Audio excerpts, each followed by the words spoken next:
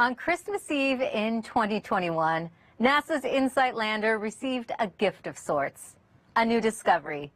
InSight recorded a significant Mars quake. That's what we call quakes on Mars. But scientists learned only later the cause of that shaking, because the Mars Reconnaissance Orbiter, also known as MRO, was able to see from space what the lander detected.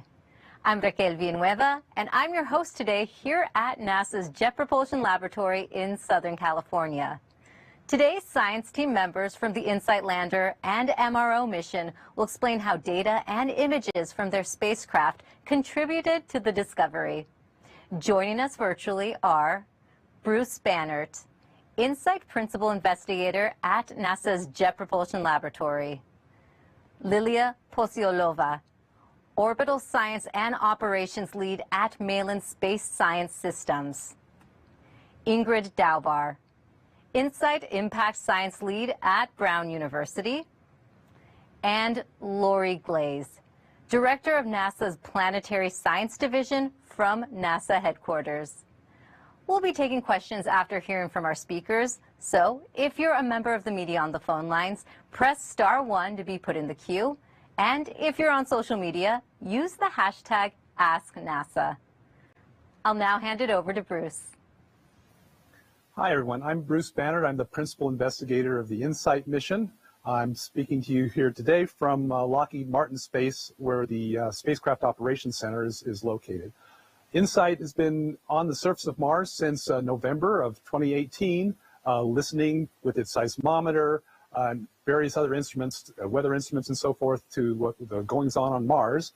And we're here today to talk about a new discovery that we're really excited about in terms of the first time that impact's actually been observed as it happened by a seismometer, and then observed also from space by the orbital cameras. Before we get into that, though, I'd like to tell you a little bit about the spacecraft status on Mars. Can we have the first image, please? As you probably know, as InSight's been sitting on the surface of Mars for the last 4 years, it's been collecting a lot of dust on its solar panels. This is a picture of the solar panels a couple of months ago, and you can see that it's really, really dusty, and that's cut down our solar power. And we've been sort of cutting back on the operations of the spacecraft as that's happened in order to squeeze out as much science data as we can. About a month ago, we got an additional challenge to the spacecraft. If I could have the next image. This is a global mosaic of Mars. It was taken over the course of a day, and it shows a large dust storm in the southern hemisphere that started kicking up about a month ago. If you go to the next image, you can see the dust storm shown in the orange, so you can see where it is. Fortunately, that dust storm did not move over InSight itself. InSight is over on the right side of this image, one of those spots on the right side of the image. And so that was really fortunate, because if it had passed over the spacecraft, it would have darkened the solar panels, and we probably would have lost the spacecraft. But unfortunately, since this is such a large dust storm, it's actually put a lot of dust up into the atmosphere, and it has cut down the amount of sunlight reaching the solar panels by quite a bit. We went from about 400 watt-hours per sol, which is the units that we measure the spacecraft power in, down to less than 300. We had to shut off the seismometer for a few weeks. We are now operating the seismometer again, only 1 day out of 4 at this point, to conserve our power. But even at that relatively small amount of use, the batteries are still slowly being depleted. And so what we believe is in the next short amount of time, perhaps somewhere between 4 and 8 weeks, as best we can predict, we expect the lander to not have enough power to operate any longer, and we'll lose contact with the spacecraft. So that's a sad thing to contemplate, but InSight has been working marvelously for the last 4 years. We've gone well beyond the intended lifetime of the mission, which was 2 years. We've been collecting data, and even now, as we're winding down, we're still getting these amazing new results. If I can have the next animation, this is an image showing that the relative locations of the InSight lander over on the left-hand side of the image, and this impact that caused a crater that we were able to pick up with our seismometer and that was later imaged with the Mars Reconnaissance Orbiter. I can show you the seismic data, and actually you can hear the seismic data. What we've done here is we've speeded up the vibrations that we measured with the seismometer up into the range that we can actually hear with the human ear. So we've sped it up about 100 times. If you were actually on Mars, you would feel the shaking, but you wouldn't be able to hear it. But this way, we can actually, transmit it over the internet, and you can experience it. This is about 45 minutes of seismic data, and you'll be able to hear it in a little less than half a minute. So if we can go ahead and roll that animation now, you can listen closely to the sounds of Mars.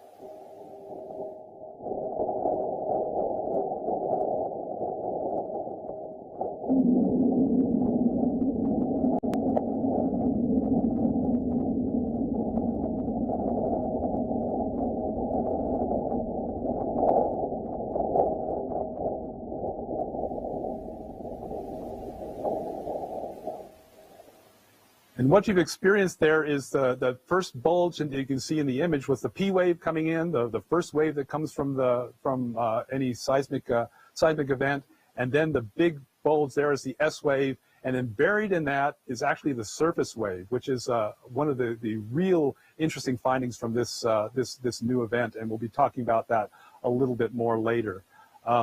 So with that, I'd like to hand it over to Liliya Posiolova to talk about how this really interesting discovery was made. Hello, everybody. My name is Liliya Posiolova, and I work at Malin Space Science Systems. We design, build, and operate cameras on spacecraft. May I have my first image, please? I oversee operations of CTX, Context, and MARS-C, Mars Color Imager, on board of MRO, Mars Reconnaissance Orbiter spacecraft. In December of last year, a meteoroid struck Mars and created the largest fresh impact crater we have observed in 16 years of MRO mission. May I have my next image, please? When we first saw this image, we were extremely excited. This was nothing like we've seen before. It took entire view of the CTX image. It's a 30 kilometers width, and even we needed to take 2 more images on the sides to capture the entire protuberance area. We do see regularly small craters with in our CTX field of view. And how do we do it? We acquire CTX images based on our various scientific objectives, and we inspect them for any changes. And typically what we see, it will be like a little smudge, and then we compare to all the available previously data sets to confirm that it is fresh or not fresh crater.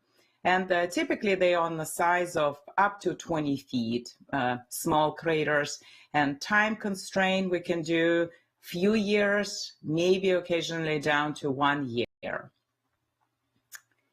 The protuberance that this impactor created was so large, then we thought maybe we could see it in our other camera view. It's our, may I have my next image, please? It's our low resolution weather camera, but it takes daily global images of Mars. On the right, you see a feature that created by this impactor.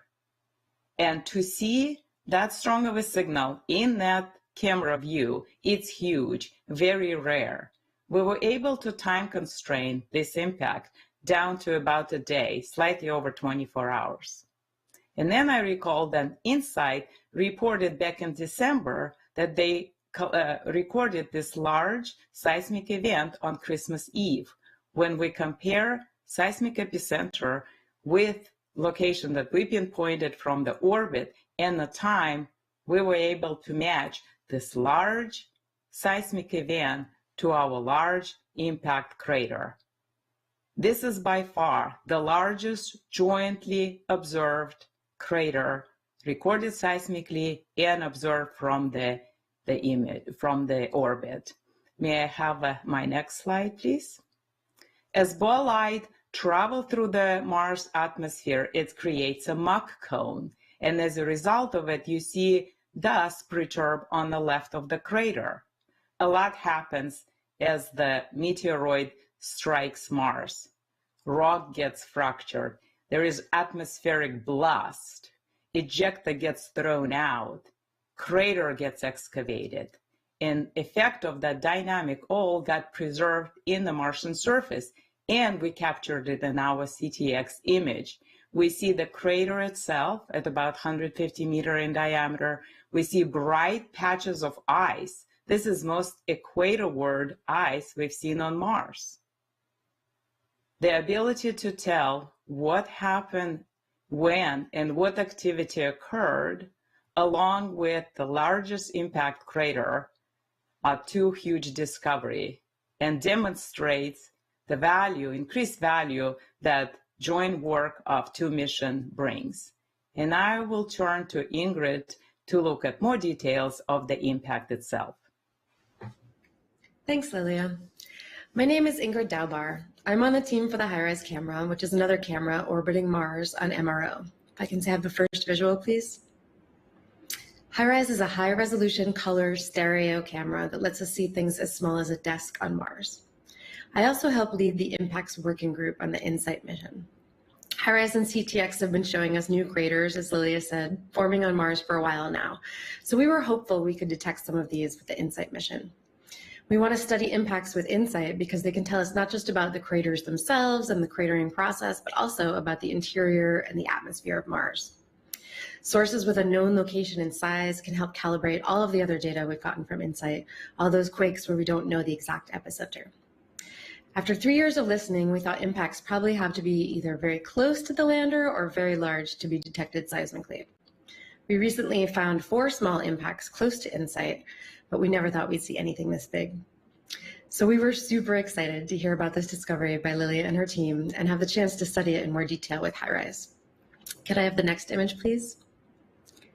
From this HiRISE image, it was immediately clear that this is the biggest new crater we'd ever seen. It's about 500 feet wide, about 2 city blocks across. And even though meteoroids are hitting the planet all the time, this crater is more than 10 times larger than the typical new craters we see forming on Mars. We thought a crater this size might form somewhere on the planet once every few decades, maybe once a generation. So it was very exciting to be able to witness this event. And to be lucky enough it happened while InSight was recording seismic data. That was a real scientific gift. For comparison, the Mars quake this crater caused was a magnitude 4 quake, which on Earth is big enough to be felt, but not big enough to cause a ton of damage. About 1,000 or so quakes of this size happen on the Earth every year, but Mars is less tectonically active than the Earth. So for Mars, this was a pretty big one. Can I have the video, please? Most exciting of all, we saw clearly in the high-resolution images that a whole lot of water ice had been exposed by this impact. You can see in this flyover video of the 3D data, boulder-sized chunks of ice in the crater's ejecta, as well as splotches of ice thrown across the landscape outside the crater. This was surprising because this is the warmest spot on Mars, the closest to the equator we've ever seen water ice. So scientists are going to be able to use this to constrain the past climate conditions on Mars, when and how this ice was deposited, buried, and preserved up until now. This is a huge opportunity to study a really large impact event from both the orbit and the ground, a reminder of how privileged we are to have multiple missions studying Mars at the same time. It's been really exciting and fruitful to be part of these 2 projects working together. And now I'll hand it over to Lori Glaze. Thank you so much, Ingrid. So InSight, what an amazingly successful mission where we've learned so much about Mars's crust, the interior, and more.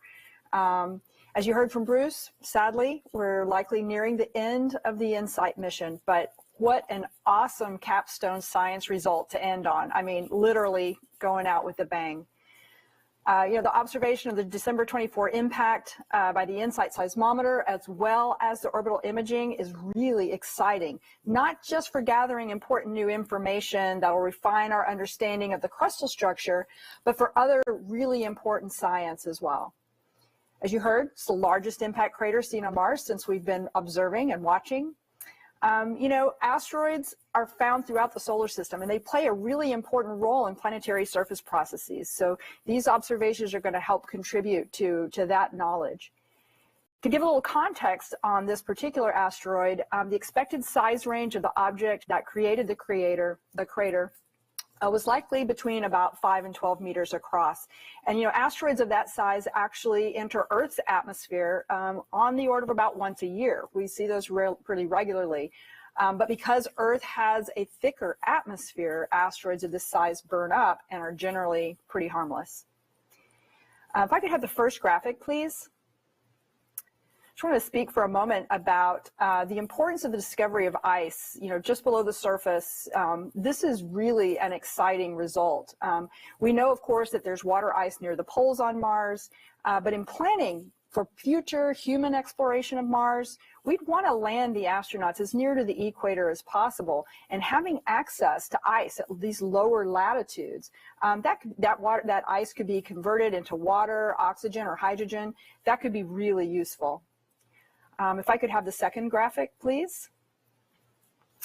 So let's just go back to where Bruce started. You've heard that the power production on InSight has been dropping. The mission will likely end sometime in the coming 4 to 8 weeks, in the next couple of months. This mission has been a really big success in the 4 years it's been operating. I want to take a moment to acknowledge this incredible team that has met many challenges along the way. They've met the challenges of the soil of Mars not cooperating and the challenges of trying to deploy the mole with the heat probe, challenges of waiting for those quakes, those first quakes, and waiting for the data to really start delivering what we were looking for. And of course, the dust accumulation and the valiant attempts by the team to extend the lifetime of the mission by cleaning some of that dust off the solar arrays. I've known Bruce and several of the science team members for many, many years, and I know how much emotional energy goes into those years of planning and execution of a mission like InSight. And I know it's going to be hard for the team and for all of us to say goodbye, but I just want to say I couldn't be prouder of all this team has accomplished. I want to close by saying thank you to Bruce and the entire team for all they've done to advance our understanding of Mars. And with that, we'll go back to Raquel.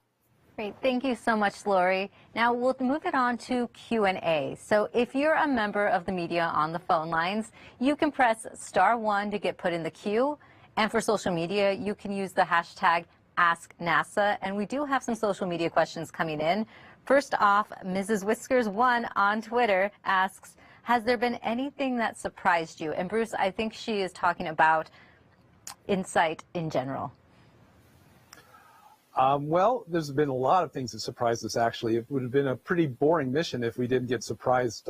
We were surprised at first by how quiet Mars seemed to be in terms of seismic activity. It was 3 months before we actually even saw an earthquake, and that was my fingernails were getting pretty short by the end of those 3 months because we were really depending on getting Mars quakes. Once we started getting Mars quakes, we realized that what we'd done is we'd landed in the windy part of the year, and so all the Mars quakes were getting covered up by the wind, and so that was a big relief. The next big surprise was the issues with the mole. We were surprised by the properties of the Martian soil. It was unlike the properties of the soil that we had seen previously at the Viking landing sites, at Spirit and Opportunity and Curiosity. InSight landed in a spot where the soil was a little bit different than what we expected, and that made it impossible for our mole to penetrate. So that was an unpleasant surprise, but scientifically it was actually very interesting because that showed that Mars was a lot more varied than we had thought before. Finally, some of the results from our seismic experiment, the results of the deep interior, surprised us. The core appears to be quite a bit larger than we had imagined. We thought it was going to be about 1,700 kilometers or so, and it was actually over 1,800 kilometers in radius. And that has some really important implications for the evolution of the planet Mars itself. And so that's a big surprise, one that we haven't actually been able to incorporate into our theories yet. And so this impact was sort of the latest in a long series of surprises that we've had over the mission. Thanks. You summed it up well. Mars is full of surprises. Thank you, Bruce.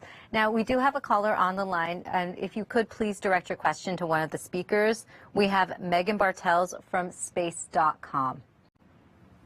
Hi there. Can you hear me okay? Yes, we can. Perfect. Thanks for taking my question. I was hoping, Bruce, if you could go into a little more detail about the significance of detecting surface waves for the first time, and then sort of how to use that information to better understand the crust.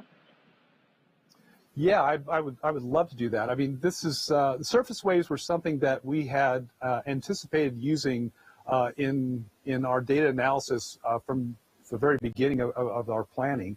We thought we were going to use surface waves to locate quakes, use the surface waves to probe the structure of the crust, the upper few tens of kilometers of the planet.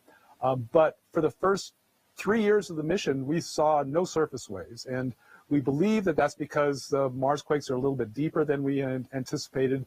And so the surface waves aren't really developed large enough to be able to detect with our seismometer. So now that we do have surface waves, it's already telling us a lot of really interesting stuff about Mars. The nice thing about surface waves is they tell you about the crust, not just where the lander is sitting, but they look at the crust as they're moving across the planet. So the whole path between the event, in this case the impact, and InSight is sampled by these surface waves as they move across the planet. And so we have an idea of what the crust is over this fairly long path. It's about 3,500 kilometers for one of these events, and almost 7,500 kilometers for the other one. And we find that the crust is different. Again, the InSight landing site is a little bit unusual, or at least different than the pathway that these surface waves took.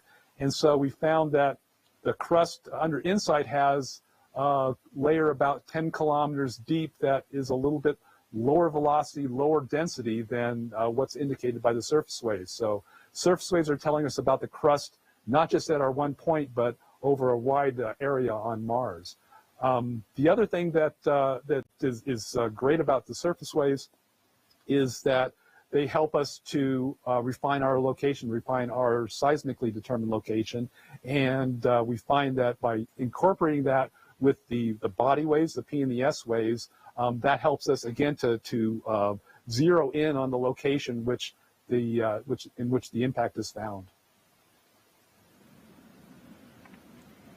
Thank you for your answer, Bruce. Now, remember, if you're a member of the media on the phone lines, you can press *1 to get put in the queue. And social media, use the hashtag AskNASA. And we do have some more social media questions coming in.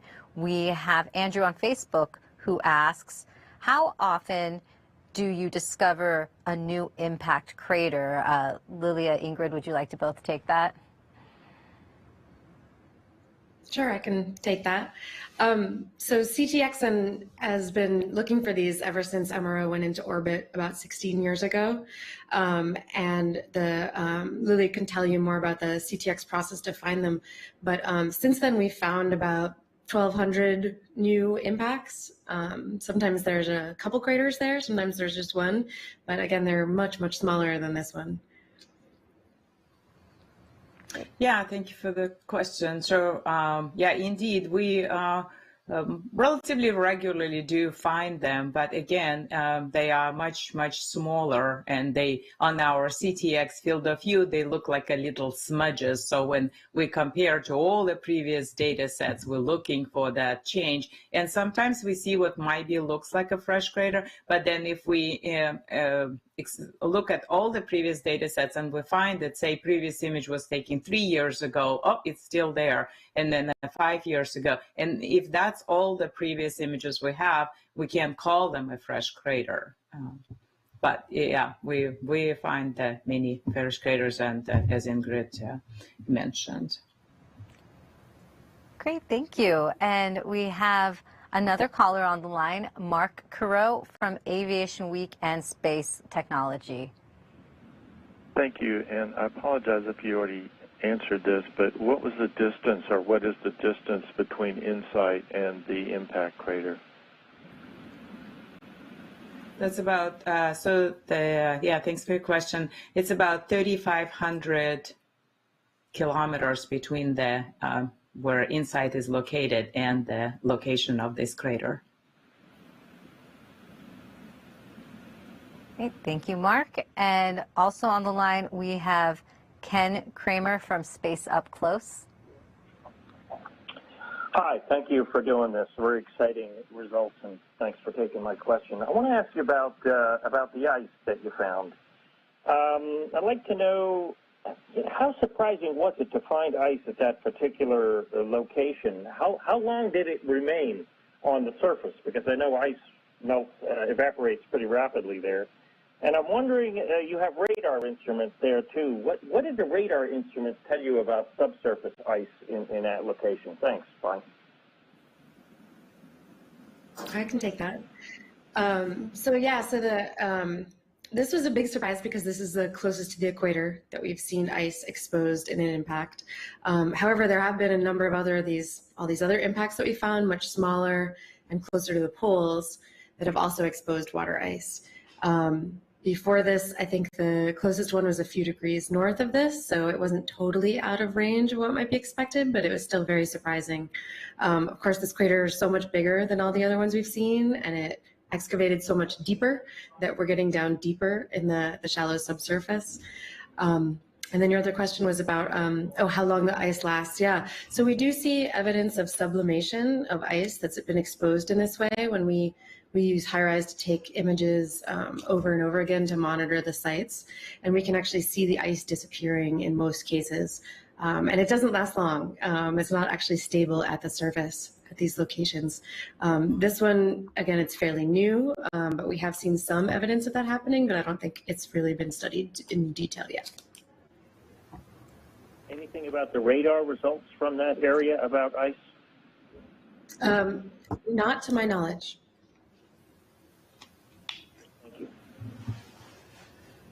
Great. Thank you. And we also have another question coming in on social media that is related. Bart on Twitter asks, how would you know if the ice wasn't contained to the meteorite itself? I can take that too. Yeah, that's a really good question. We thought about that. Like maybe this was a cometary impactor that was just made of ice, and what we're seeing on the surface is just splashed out from the impactor itself. But an impact of this size would actually destroy the meteoroid that came in to hit the surface. We wouldn't expect much, if any, of the original impactor to survive this high energetic. It's about it's a high energy explosion. So we can look at that, and we can also look at the locations where the ice is found, and that also shows us evidence that it's probably not from the impactor itself, but rather was excavated from below the surface. Great, thanks, Ingrid. We have one more. Oh, okay. We actually are out of questions for today, so that is all the time we have today. Thank you, and I'd like to thank all the speakers for their time today. So to stay up to date with InSight, visit mars.nasa.gov/insight and follow @NASA InSight on Twitter and Facebook. And for more information on the Mars Reconnaissance Orbiter, visit mars.nasa.gov/MRO. I'd like to thank everyone for watching today.